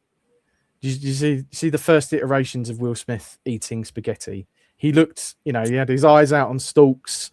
He was like shoveling the spaghetti in, and then now you've got Kling 3.0, I think it is, and Seed Dance. It's been incessant Seed Dance videos. I'm laughing my head off, by the way, because these things are amazing. But this is going to disrupt everything. Films. There's like, it's amazing. Oh yeah, but like, it's crazy to think about. What that Kimmy 2 thing's probably, I've not seen it, but like what I'm getting at is the stuff that was mediocre becomes the mainstream, and then there's the extra level, like the high end level stuff moves over here, and then we get left with what is the sort of the leftovers, but the leftovers end up being really, really good because the tech has just moved on so far.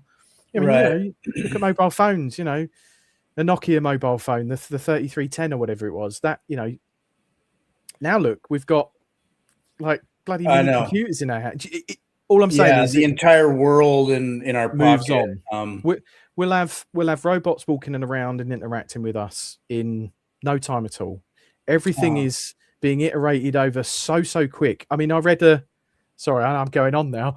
I read an article, and there was a guy, he was talking about how if you're at the epicenter of AI and robotics at the moment, the ground is already earthquaking. There's already, everything's still already going, but the effect and the reverberations of it have not been felt by us yet. And then he went on to say, I can't cite the article, but he was saying that, jobs are going, lawyers, solicitors, all of this stuff. No one's going to need it, because all of the entirety of the human history of knowledge of these things, unless it's new policy and new regulation, but that can just be fed in. You can just go and ask an AI, and it will give you to the letter, the legal ramifications of whatever it is you intend to do. If I want to go and do this, what's the legal? The cost of entry to the threshold has been lowered, hasn't it? Jeff Booth talks about it in his book. Have you read that? That's brilliant. Price of Tomorrow. Yeah, and there's. Sorry, I went on a right tangent there. It gets me thinking about. I mean, all these things I think about a lot, but I mean, like Jeff Booth says, that the natural state of things should be deflationary. When you think about the evolvement of the tech and human capability and what we learn, we are so much more productive, and so much is going on, and yet we're experiencing higher inflation. It gets you to thinking about what often is the distraction, and we can talk about this too as you will. I think it's important, but there's the politics of it. There's the other, bread and circuses and all the things going on. Yep. And then I'll have friends and family that kind of focus on specific areas of that. Like that's the problem there. And it kind of goes back to the money and the money system. And then when you think of AI and all this other stuff, there's a quote by William Gibson: "The future is already here. It's just not evenly distributed." Yeah, I like this quote. I mean, this happened with computers, with the internet, with other things. We're seeing it now with AI and robotics. With AI, there's a lot more accessibility to it. It's just really in your head is how distributed it is how flexible your mind is. Yeah. So there's a lot. I tell kids, just go out and learn that stuff. Like you don't know what you'll be doing, but you can like navigate it. But what you're gonna do when you grow up, I have no freaking idea. But so it's amazing to think about. Sorry to say, the first thing I think of when I see that quote is the future is already is Bitcoin. Bitcoin's already here. But it's just not and it isn't evenly distributed yet, but it will be. Yeah, it's not going anywhere. You can't ignore it, and it'll start with bigger players and bigger systems, but as it percolates in, it's like, what, are you going to ignore it? You're going to keep hustling over here and printing your money, and you're going to lose. So yeah, and again, we'll look back on these conversations, and I don't know, will we be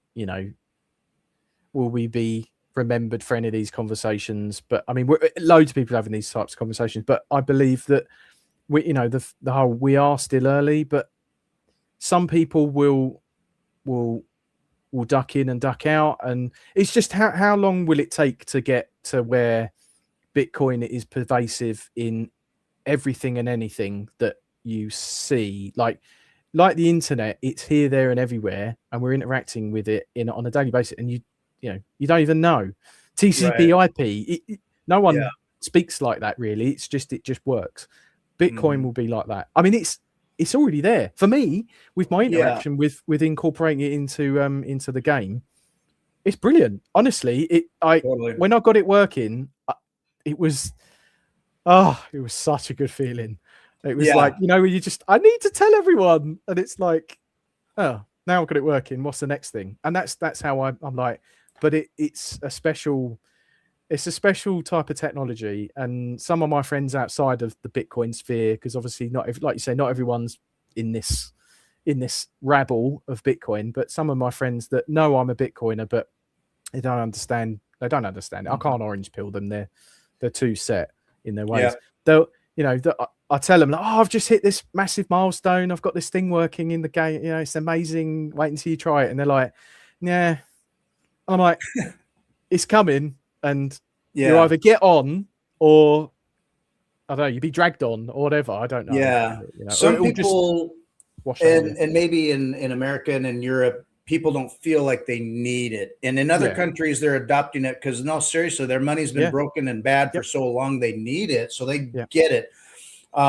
It brings me to, and I don't want to dwell on anything negative, but like you're informed and knowledgeable and you care. Thank you. Looking from an American perspective, looking at things that just superficially, things that happen in England, say, or Australia or Europe generally. I saw a thing online, somebody giving a talk at World Economic Forum. I don't know. I guess this happened, or at least I saw it yesterday, about basically as Bitcoin, I think in response to the fact that things like Bitcoin work, and the people might be free, and I mean, it's sort of like the clock is ticking and they've got to scramble to drop the cage.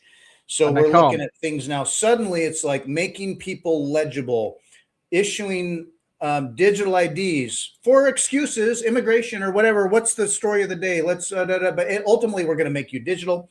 We're going to do universal basic income. We're going to verifying you at every stage. What's that again? So verifying you at every stage. Oh yeah. So complete legibility. So there's a work platform I need to use to like remote into clients' machines to like. So I do like IT admin, like I'm like support. So, and I opened up the app or the platform, and there was there was a request for me to verify my face and show my driver's license.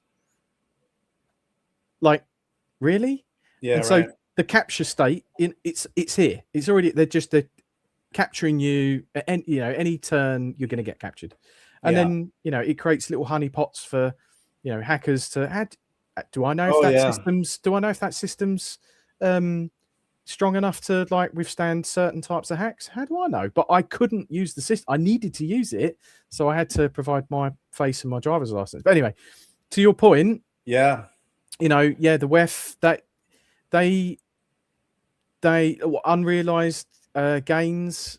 So unrealized cap gains or whatever. Just like they can't get their claws into it directly because it cannot be manipulated. But what they'll do is they'll, in broad daylight, rob you of something that's not been realized. Pre-crime.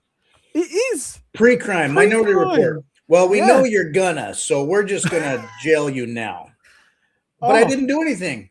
Well, but we know. We have the heuristics. Yeah, so they've got that. Okay. They've got it for just the money. And then, if they're doing it with the money, who's to say, yeah, like you say, they're like, well, you could commit a crime. Yeah.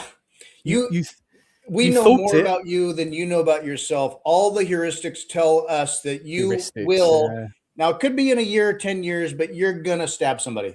You're not.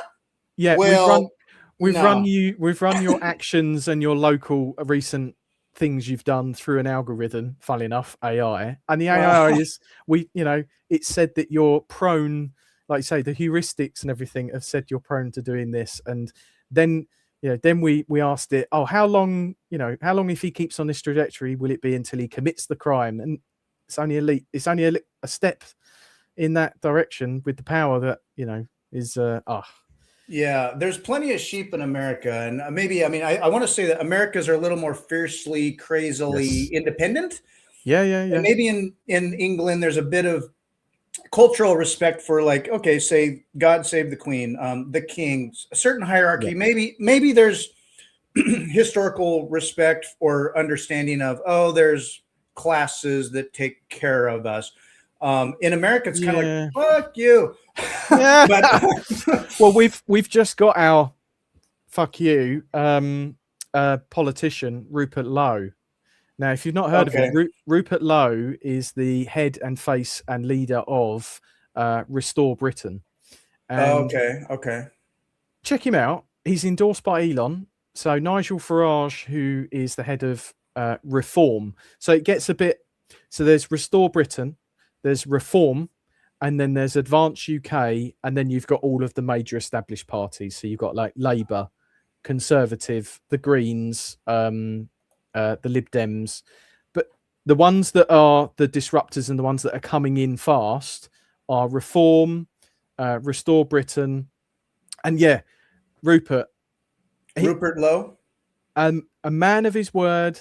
The guy genuinely wants to fix what is broken, and the incumbents will tell you that no, nothing's broken. No, it's not. Nothing's broken for you because you're at the spigot end where everything comes out great for you, but then once it percolates, I'll use your word, to everyone else, it's all been dirtied, and we get the inflation. You don't, because you're nearest the money printer and all this stuff.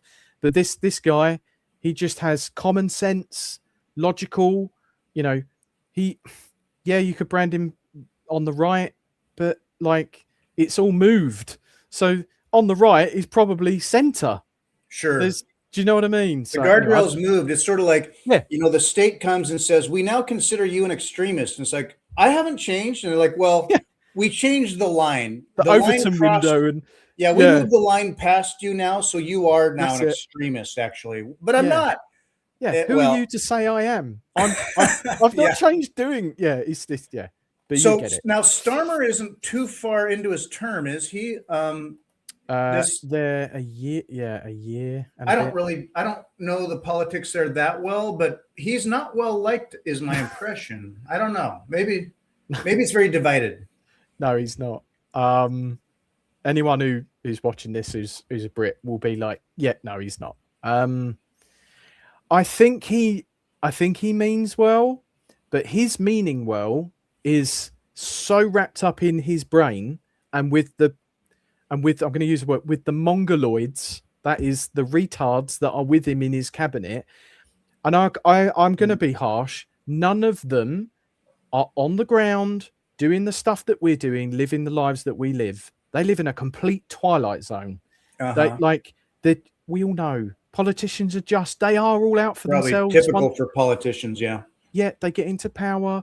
They manipulate things, and then they have lobbyists. They have people paying them money, but like they're just the face for this blob of a machine that is. You just need it smaller. You need people that are from the ground up, have done business, have done finance, have done science, have done, economics. Yeah. People that know this stuff. Yeah. Oh, sorry, you'll get me on an absolute rant. I know, and our politics are aligned, I believe, but I think a lot of politicians, you enter it with ideals, and then you realize, oh, that costs money. Yep. And then you get into the taxation game, or, well, just print more. And then you have no clue about how money works, how businesses and farmers need to work. Yeah.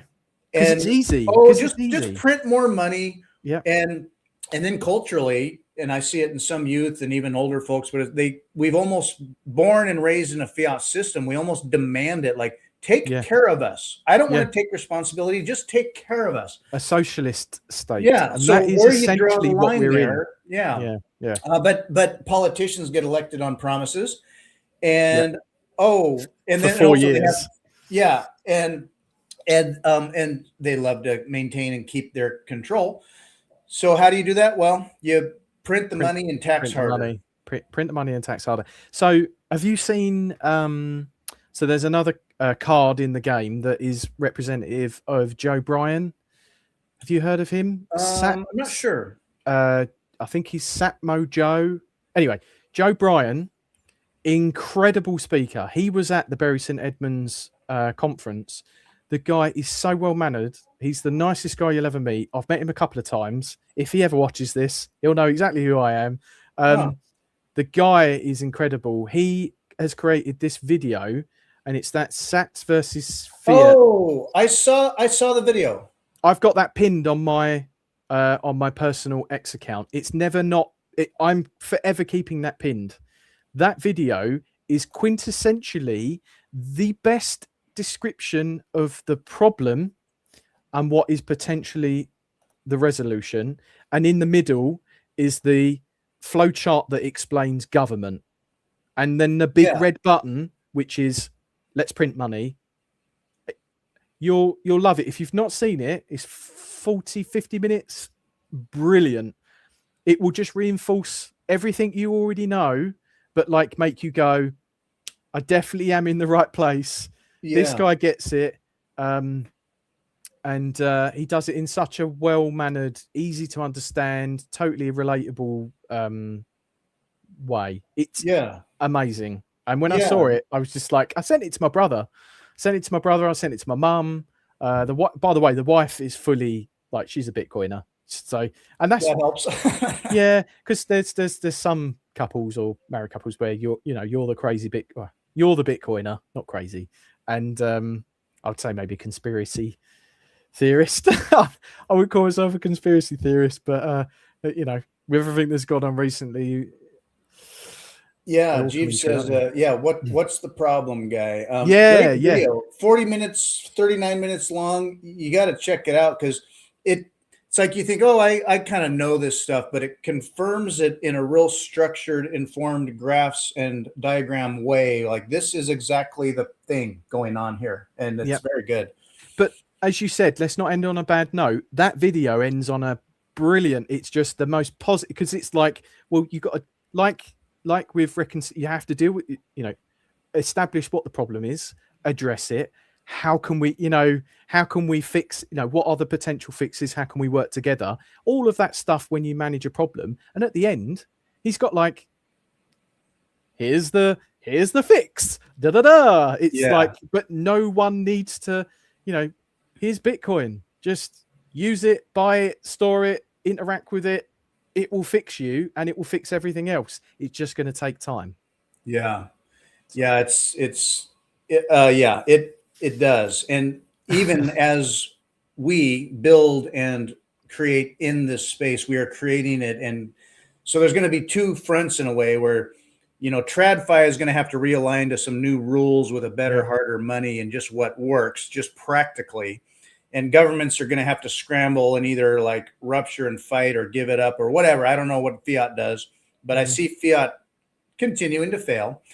From a ground roots organic level, plebs like all of us here are building and growing into spaces where we're building the culture and the fun, the art, the games, and the tools that work. And it's all going to come together, and it's going to coalesce. It's going to bust the cage open where it's like, okay, what's going to become more obvious is like, okay, if I'm faced with decisions and personal agency in my life, and I see like kind of a darker cage in one direction and some proof of work and responsibility, but freedom on the other. Which way, Western man? I love that. Yeah. Which way? Anyway, I feel very hopeful about it. I think things are inevitable. The time frame, I feel impatient about at times because I can see it, but it's like it's in the grind. So but we're getting there.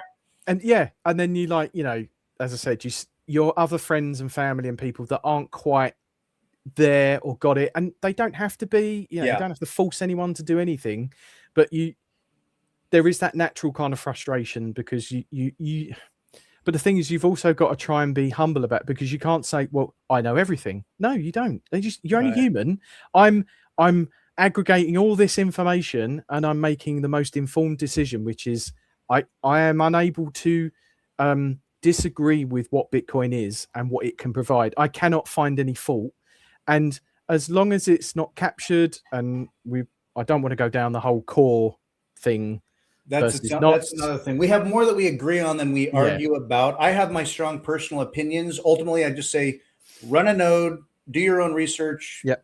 I have my convictions about it, but I avoid that fight because it can be technical in nature, and also, I don't know. There's a lot of information out there. I just try not to be prescriptive. So I got an umbral. Oh, there you go. Nice. Awesome. Got an umbral. Cool. Yeah, got an umbral. Oh, and for those, you got to have one. Yeah. Woohoo! Oh yeah. Look, brilliant. I've got mine right there running. I put it in the foreground so that people can see. It's not plugged in. So I moved. I'll probably have to call it. Oh yeah. It's only because I've got to go and eat. As you said, I'm wasting away. Dinner time. Your wife's waiting on you. So it's not plugged in because I was up in the spare room upstairs. It was a pokey little tiny little room, and then I've come down into what is the like the family room, and we've got like our books and bits and pieces. So if I took the blur off, it's a mess that end. But there's a load of Bitcoin books and bits there. So I've got a lot more space. I can develop a little bit better with a bit more room. I can actually swing a cat in here if I need to. So not that I do. I don't swing a cat. That's awesome. So I'll let you go. Before we go, I want to bring people to where they can find you. So on X, you can be found at Bitcoin_cookie. You can find Bitcoin Cookie here. I love your feed and your work. That's how I found you initially, was just through your feed. And I was like, oh, I'm going to reach out to you. You did. Yeah. And I follow you. And I honestly, I think I've now ticked on the notifications as well for you, because you've got all of your content that you do with this stuff. I mean, it means that I can be out and about or on my lunch break, and I can watch your watch your videos. Thank you. So no, you're welcome. Yeah. And BTC Proof of Play is also on X. You can go to their website, btcproofofplay.xyz. You can go to itch.io. You'll find BTC Proof of Play there as well. So you can download and play the alpha version on Windows and Mac. Yep, completely free. Yep. Support BTC Proof of Play on Geyser. Go to geyser.fund. You can find BTC Proof of Play, and you can support the project there. Great project. This has been awesome and amazing. Thank you. Final note from Jeeves: pain is a necessity, will be a catalyst to break the mold. Everyone seems to be cozy. And that's the thing. We can we can fall back into what's comfortable, yeah, or we can push like you do and push into what can we create, what can we do, and you're doing it, which is awesome to see. So I really appreciate the time you've given me today. yeah. Thank you so much for you know, what are we looking at? Almost, well, knocking on 2 Almost hours. 2 hours. Yeah. I've absolutely loved it. Awesome. I won't lie. I'd love to come and have another chat with you again at some point, and we can discuss other stuff. So we'll do it again as the game. Yeah. And I'm going to meet you at Prague. I'm going to meet you and give you a good handshake, probably a man hug. Awesome. When you get to Prague. So I'll hug. I'll keep an eye out. Yeah, good. Yeah, that'll be so fun. I'll be in Prague. I'll see you there, and we can talk again about, you know, as the game evolves or new things come, new cards come out, we can show those off again sometime. Yeah, brilliant. I really look forward to it. Thank you so much. Thank you. You're welcome. Thank you so much, Graham, and thank you everybody for joining us today. We will catch you again next time. Bye.